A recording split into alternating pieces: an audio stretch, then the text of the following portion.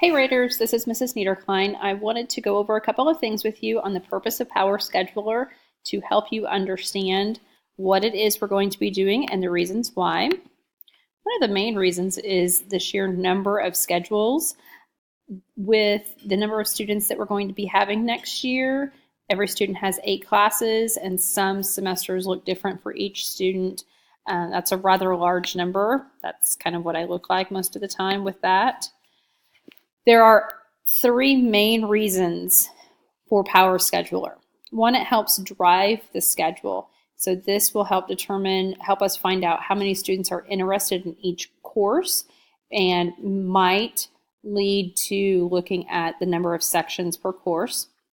It also will make sure that students can only enroll in classes in which they are eligible and have met the prerequisites for, and as well as following the right path and plan for your career path as well.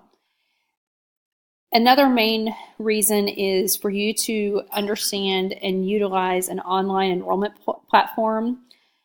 Colleges use online platforms for their enrollment, for all of their communication, and for you to be able to utilize something and understand how that works will be most beneficial.